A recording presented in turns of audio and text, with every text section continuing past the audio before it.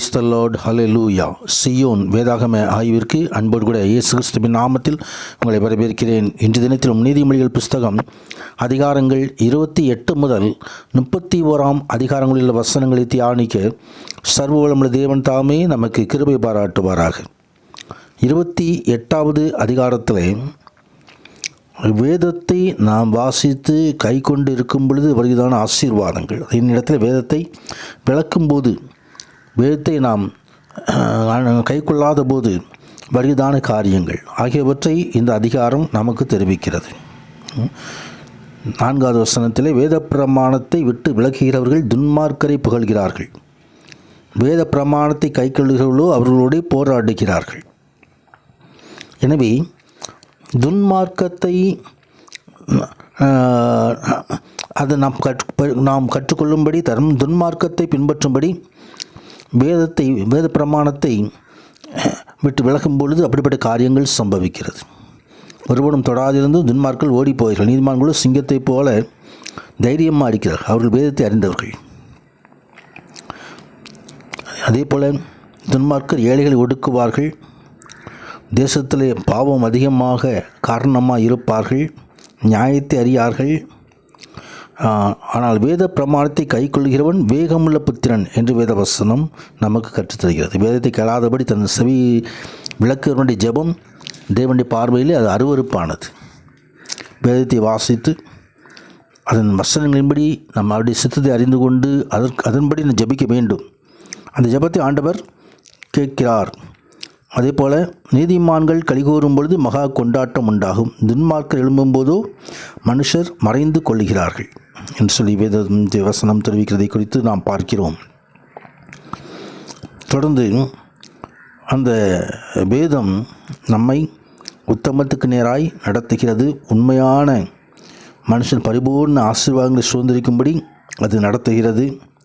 எனவே வேதத்தை நாம் கை கொள்ளுவோம், வேதத்தை நாம் பற்றி கொள்வோம், வேத வாக்கியங்களின்படி நடப்போம், கர்த்தர் மகிமையான காரியங்களை செய்தருளுவாராக. 29வது அதிகாரத்திலே இது நீதி நியாயங்களை குறித்து வேதம் தெரிவிக்கிறதை குறித்து நீதிமான் ஏழைகளின் நியாயத்தை கவனித்தருகிறான், துன்மார்க்கனோ அதை அறிய விரும்பான். ஏழைகளின் மீது நாம் கரிசனை கொள்ள வேண்டும், அப்பொழுதுதான் ஆண்டவரில் பிரியமாயிருப்பார். ஏழைகளுடைய நியாயத்தை உண்மையாய் விசாரிக்கிற ராஜாவின் சிங்காசனம் என்றும் நிலை பெற்றிருக்கும் என்று 14வது வசனம் தெரிவிக்கிறதை குறித்து நாம் பார்க்கிறோம். நான் பசியாக இருந்தேன், எனக்கு போஜனம் தந்தீர்கள், நான் தாகமாக இருந்தேன், எனக்கு தண்ணீர் குடிக்க கொடுத்தீர்கள், வஸ்திரமில்லாது இருந்தேன், வஸ்திரம் தந்தீர்கள், சிறைச்சாலையில் இருந்தேன், வந்து பார்க்க வந்தீர்கள் என்றெல்லாம் ஆண்டவர் கடைசி நாளிலே அந்த ஏழைகளின் மீது காட்டுகிறதான பாசத்தை குறித்து, அந்த அன்பை குறித்து ஆண்டவர் கேள்வி கேட்பார். ஏழைகளின் மீது பாசம் வைத்து அவர்களுக்கு உதவி செய்வர்கள்தான் பரலோக ராஜ்யத்தை சுதந்திரிக்க முடியும். கர்த்தருடைய நாமத்துக்கு மகிமை உண்டாவதாக. எனவே இதன் அடிப்படையிலே இந்த வசனங்கள் இந்த அதிகாரத்தில் இடம் கொடுக்கப்பட்டிருக்கிறதை நாம் காண முடியும். அதேபோல் 30வது அதிகாரத்திலே யாக்கேயின் குமாரனாகிய ஆகூர் என்னும் புருஷன் ஈத்தியேலுக்கு வசனித்து ஈத்தியேலுக்கும் ஊகாலுக்கும் உரைத்த உபதேச வாக்கியங்கள் என்று கொடுக்கப்பட்டிருக்கிறதை நாம் பார்க்கிறோம். இதோ நான் பரிபூர்ணம் அடைகிறதினால் மறுதளித்து கர்த்தர் யார் என்று சொல்லாதபடிக்கும் தரித்திரம் அடைந்து திருடாதபடிக்கும் ஆண்டவர் எனக்கு என் படியை அளந்து என்னை போஷித்தருளும் என்று சொல்லி தரித்திரத்தையும் ஐஸ்வர்யத்தையும் விரும்பாமல் தேவ சமூகத்திலே விண்ணப்பத்தை வைக்கிற ஆகூரை குறித்து பார்க்கிறோம்.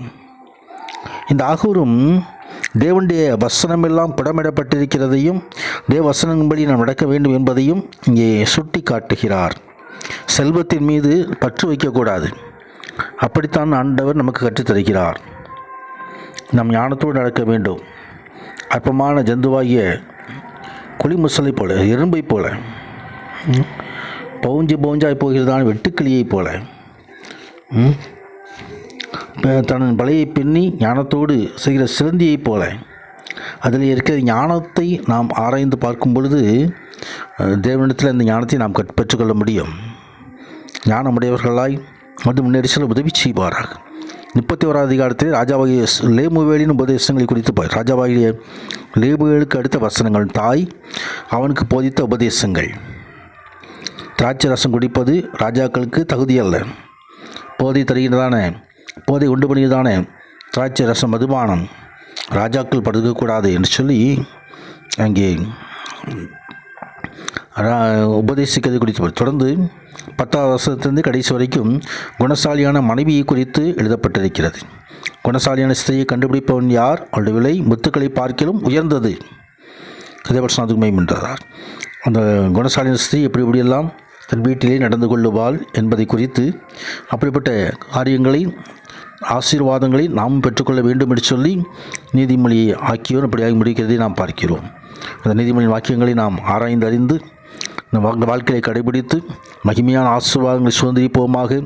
தேவன் தாமே இந்த தியானத்தில் பங்கு பெறுகிற ஒவ்வொருவரையும் சர்வ வல்லவர் மகிமையான ஆசீர்வாதம் நடத்துவாராக. பிரசனத்துக்கு மகிமை உண்டாவதாக. ஆமேன், ஆமேன்.